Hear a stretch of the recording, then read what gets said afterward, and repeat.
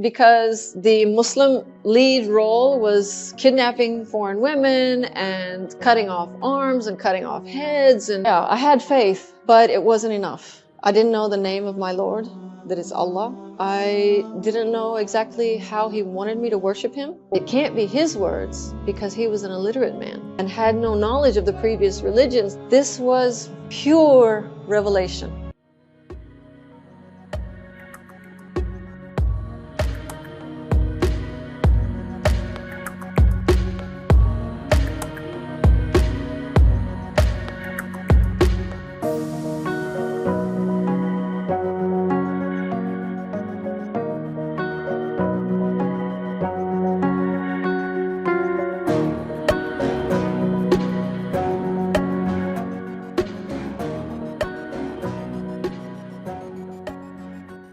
Angela Tammy Kepler is a born and raised Texan who loves sports and the outdoors. I grew up playing basketball on basketball team and volleyball teams and running the mile. Enjoyed writing poetry, drawing. I even won an art competition when I was in high school. My parents divorced when I was 5. My father remarried to my stepmother when I was 10. Environment I grew up in, school and church and things like this, you have a responsibility. You need to give back. You need to make a difference. So that's what I strove for.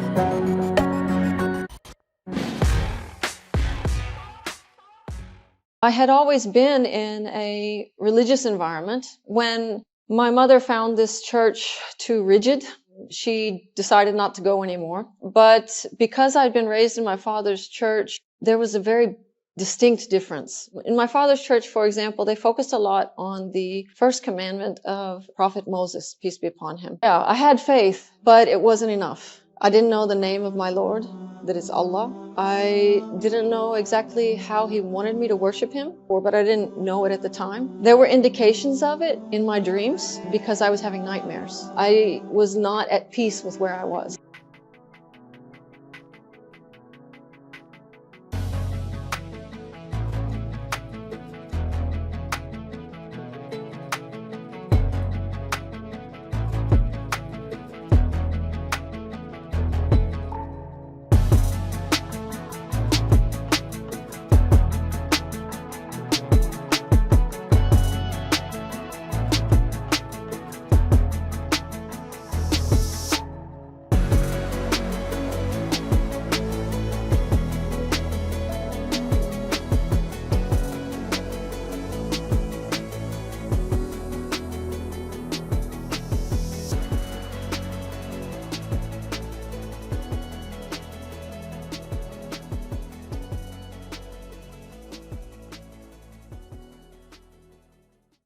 When I encountered this person in 1991, and he started bringing me little brochures from the mosque about the basics of Islam. Interestingly, I found a lot of similarity in these things with the things that I'd learned in my father's church. He brought me another brochure. This one was about a book named the Quran. And this book was only God's words. The words were only His.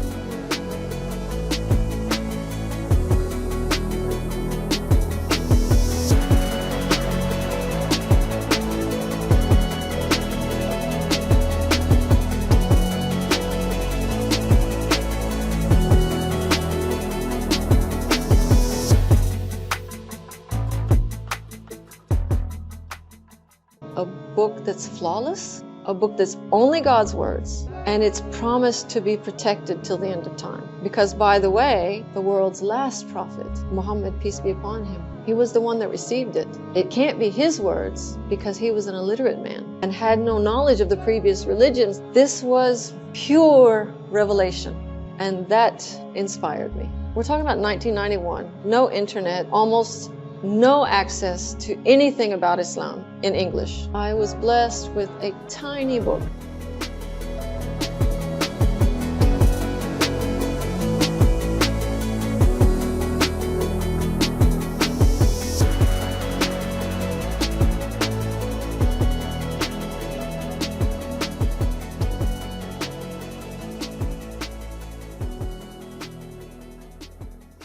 In the strangest places where those beginnings were. Like this film I watched, it was the modern term of Islamophobia because the Muslim lead role was kidnapping foreign women and cutting off arms and cutting off heads and, all this kind of misrepresentation of Islam. But oddly, that's not the message that I got from that film.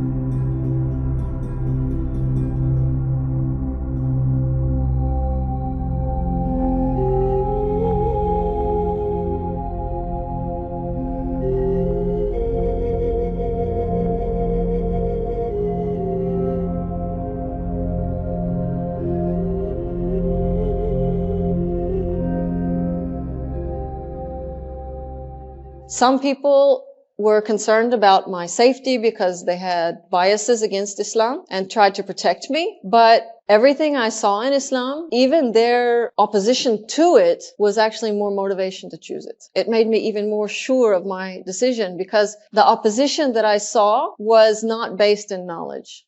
On the contrary, I experienced an increased surety in the decision I was making. To be honest, choosing Islam was the best decision of my life.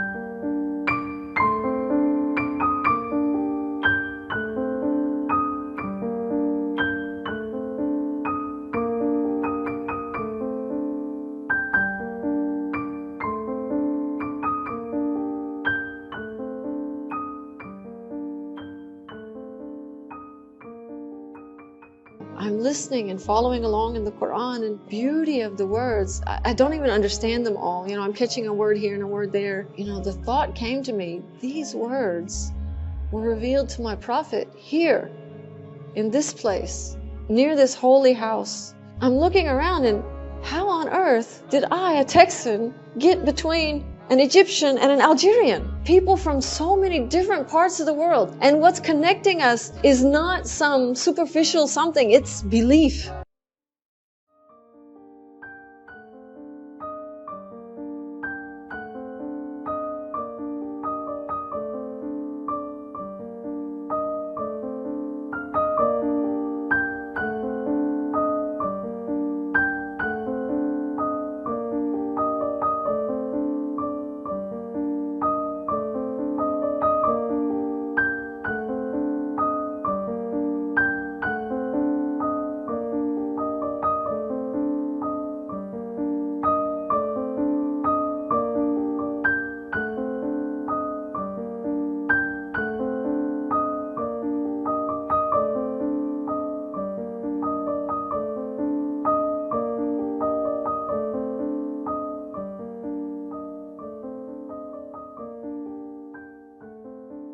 People have asked me many times in interviews and otherwise, isn't Islam hard? Isn't it difficult? And without any hesitation, I can tell you that a life without Islam is what's hard.